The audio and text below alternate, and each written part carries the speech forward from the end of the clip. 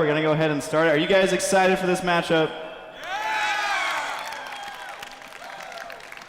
And the crowd goes wild. Of course, with the shout outs to our amazing sponsors, Azo, Kingston HyperX, Cooler Master, Beyond Gaming, and Twitch TV. I've heard Twitch TV is kind of a cool website. Yeah, Twitch is All right. So spawning in the top right side. I don't even know how to introduce these players because they are going to be so closely matched. But let's just make tons of noise for them anyways. It is Mouse Morrow. And Morrow's opponent, the blue Protoss player in the bottom left-hand corner of the screen. Let's make some noise for Mouse Mana.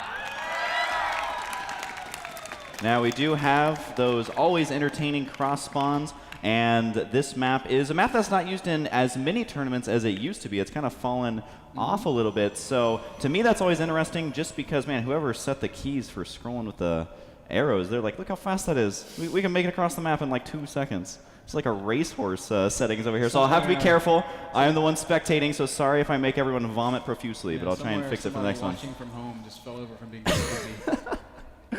All right, so again, this is such a huge, huge map, and one thing I do like about the map is all the destructible debris opening up alternate routes there, and a lot of times, I think we saw this already in today's games, is Zerg love to destroy those so that they have multiple routes, not only for counterattacks, but also trying to get those surrounds. Yeah, sure.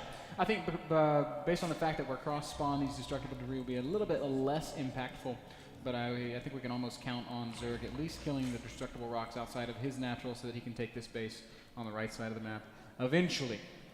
Now, what are we going to see out of our players? Mana is saving up as if he wants to go Nexus first. This is kind of an emerging trend amongst Protoss players at the top level, just getting that fast expand on every map no matter what. The Crevasse, one of the safest places to do it. Mana going to opt to take this high ground expand, not the low ground expand. Yeah, and that's going to be a lot easier to protect. The major feature about this map that most maps don't really have is that safely tucked away natural inside your main, but it's only got the 6 mineral patches there, and this one does have the rich Vespene geyser, so it's always good to go ahead and get that one.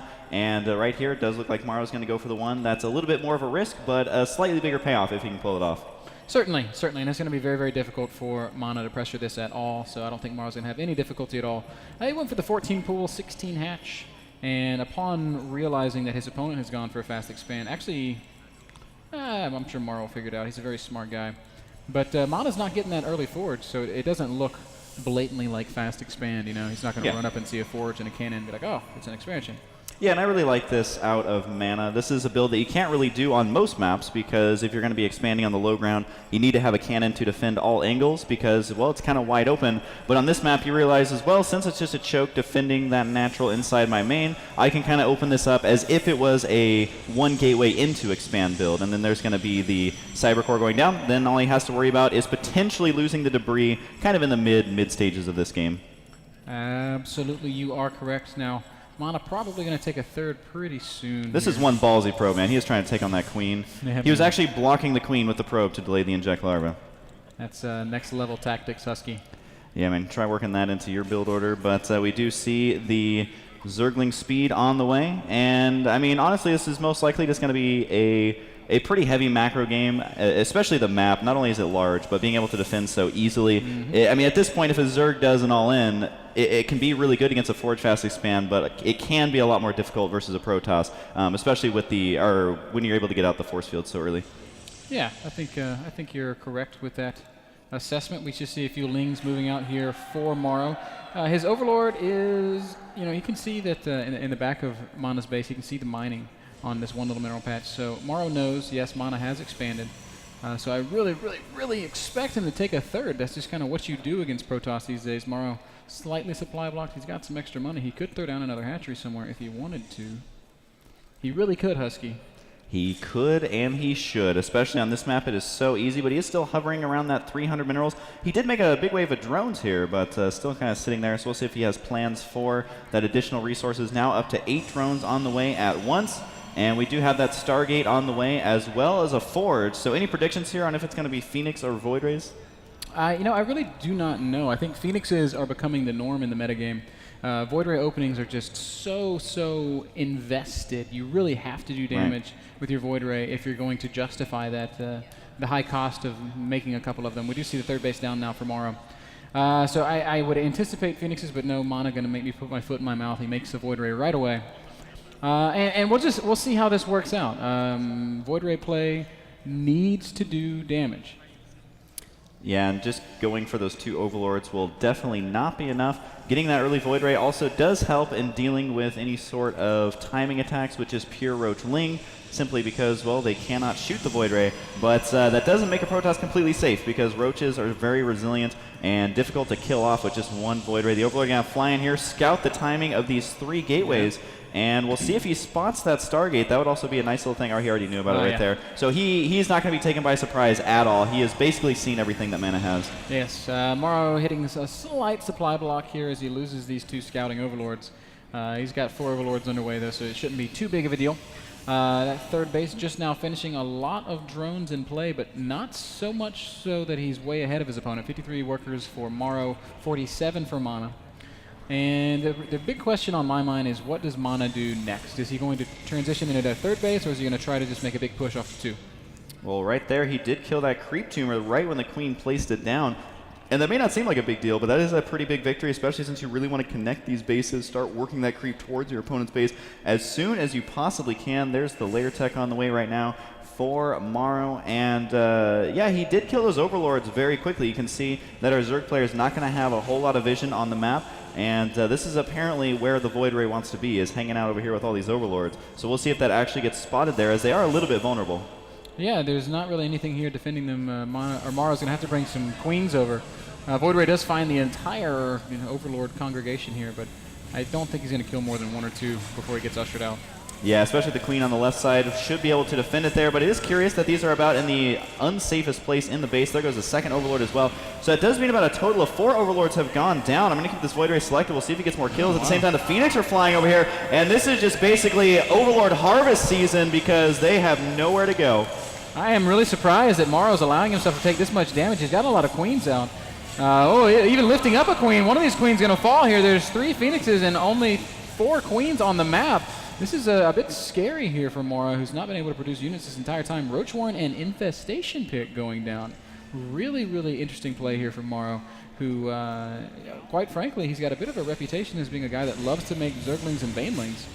And so far, Mana has not lost a single unit. Not even a scouting probe has gone down. So that does mean that everything he does is just getting him further and further ahead. It's kind of hard to compare their builds when one player has lost a lot and another one has lost absolutely nothing. The Overlords are still vulnerable, finally at least puking up that creep colony. Or not the creep colony, but the creep highway over here to try and protect them. But yet another Overlord is going to go down. This is a surprising amount of damage considering, Mr. Bitter, that he only made 3 Phoenix. Yeah, really, really incredible that that Mana's managed to do this much damage with the Stargate opening. And we said in the beginning this Void Ray needs to do damage, and it absolutely has. Mana's in a great position now. Morrow, having to defend for so long, has given Mana the time he needed to take and secure a third base. And the Overseer going to go down as well in the center. He is not going to be overseeing much aside from his own death. There goes right there with the clutch changeling, which I don't think could make it to the base before he dies. But, yeah, usually, I mean, you'll see a Protoss player make more Void Rays, more Phoenix, and maybe do this much damage, but I don't think that Mana could be in much better shape here. Yeah, but here's the thing. The Stargate opening killed a bunch of Overlords, but look at the worker count. 85 drones out for Morrow, 71 Harvesters out for Mana. But, economically, Morrow's in a beautiful position. He can produce whatever the hell he wants to make for the rest of the game. 7 Infestors about to pop out. Zerglings in production as well. Spire finishing up. So, in spite of the fact that Morrow took that damage, he's still in a great position in that he's got a great economy. He can make whatever he wants. And now the game really starts to open up. We're going to see these players trying to outmaneuver one another and just see who can make the best decisions as we move through the later stages of the mid-game. Yeah, now keeping this Void Ray alive is always nice if you can carry it into kind of your mid-game army, especially if they don't have any Hydralisks mixed in, which they most likely won't.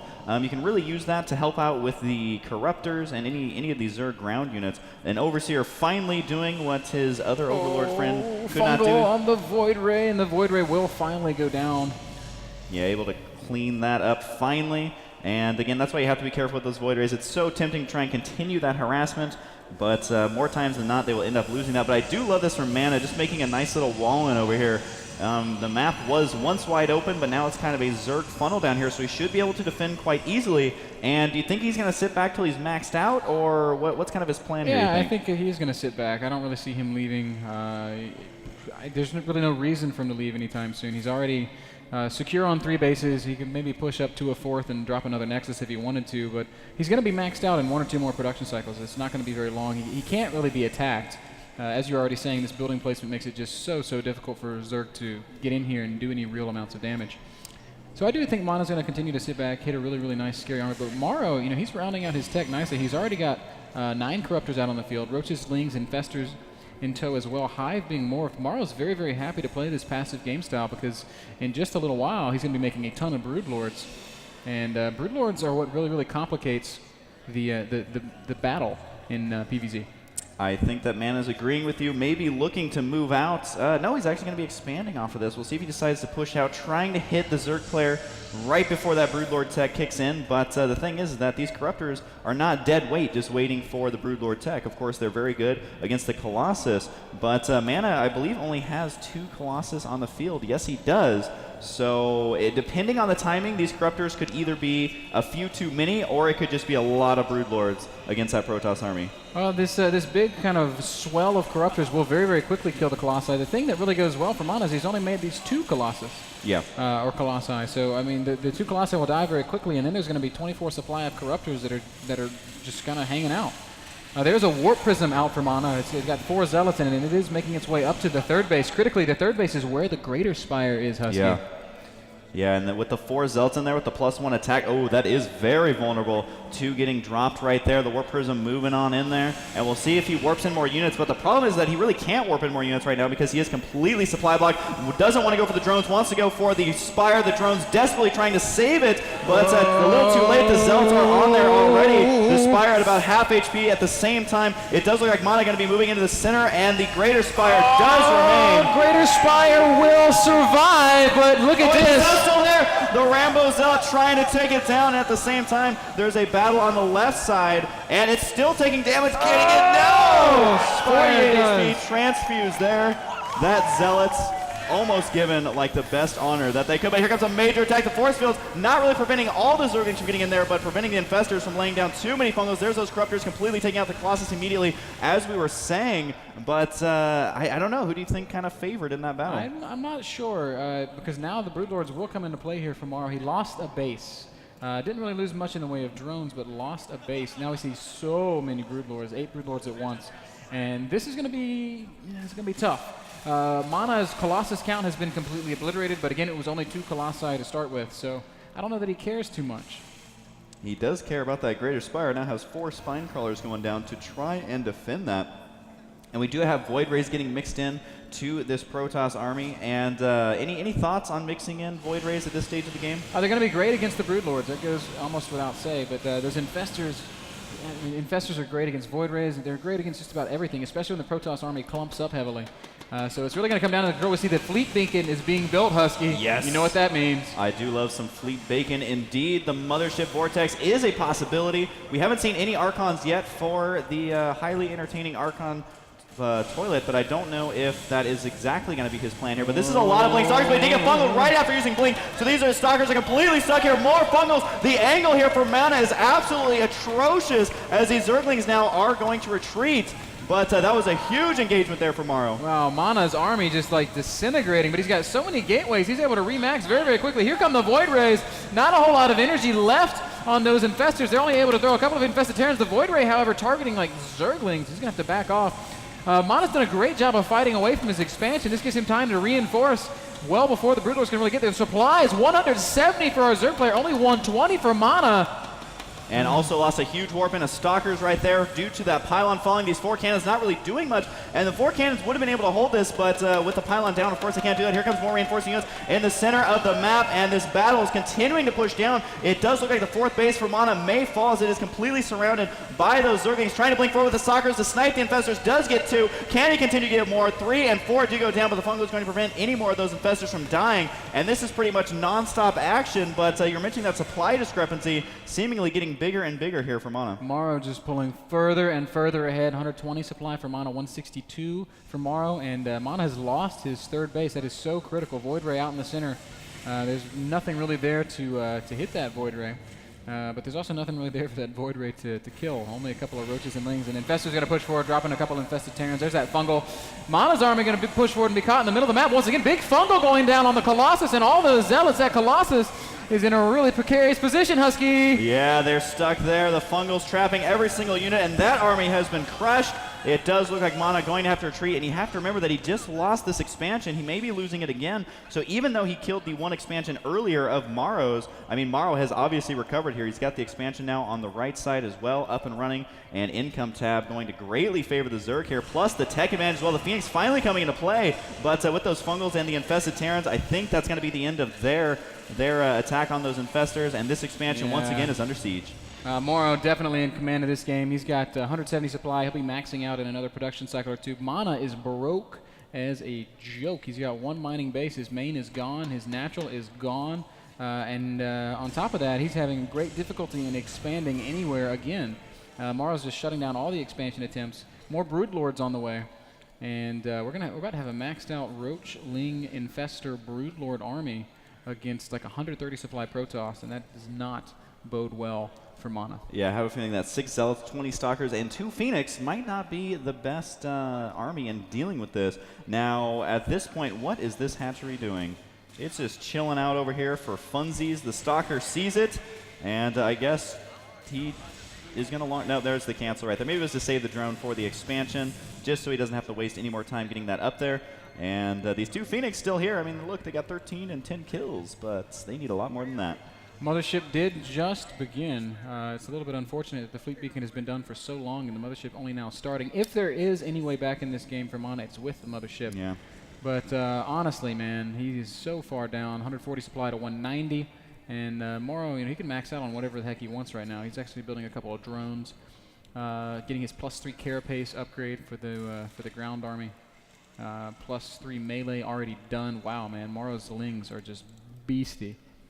And in these situations when the Zerg is already ahead, plus the Protoss players trying to sit back, lick his wounds, and get a big army, once again, that just means that essentially the Zerg can expand to every corner of the map. I wouldn't be surprised to see even more expansions going down from Morrow, because once you're maxed out and you start hovering at a lot of resources, you might as well take those, because eventually you're going to have to deal with a big Protoss army once again. Having those expansions to fall back on is the way to go. We do have +3 attack done. That Dark Shrine is at about a third completed, so I think you're exactly right. I think he's just going to go try and get a good Vortex Toilet with the Archons, but I don't know if that's going to be enough. Yeah, especially when he hasn't actually made any Archons just yet. Dark Shrine only about halfway done. Again, Stalker's being caught out of position. They're just going to melt underneath those very well upgraded Zerglings. Now, Morrow is definitely giving Mana a lot of time. We do see the Mothership popping out. If there is a way back in this game, Husky, it's with the Mothership. All right, we will see if it's going to be enough, but that is just so much stuff. I mean, Morrow being so passive here, he's not trying to Nidus Worm or drop in the main. He does have the Adrenal Glands upgrade for those Zerglings, making them attack much more quickly.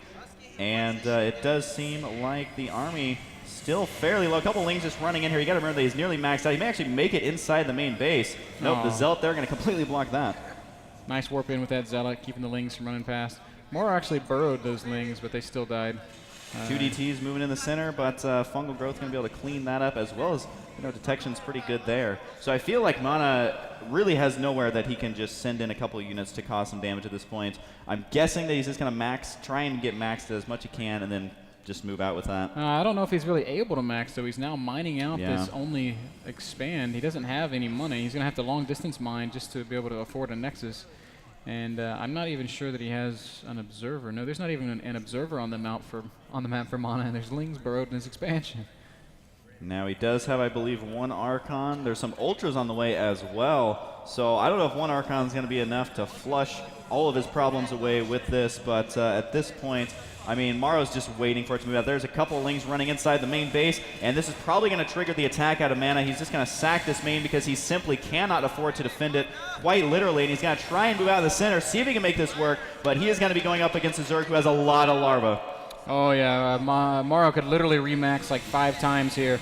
We are going to see a bit of a fight here in the center of the map. Fungal going down, revealing everything. There's the Vortex, catching quite a few units. This first fight looks like it is going to go Mana's way, but man, his supply, oh man, he's not even going to win the first fight. Ultra's just crushing right through all these armored units. And there's no telling how many Zerg units are going to pop out of this Vortex. Oh man, the Archon trying to focus down the Broodlords. They do stay completely clumped and only taking 1 or 2 shots there. And with no anti-air, those Broodlords are going to be able to seal the deal here in game number 1. There's the good game out of Mana.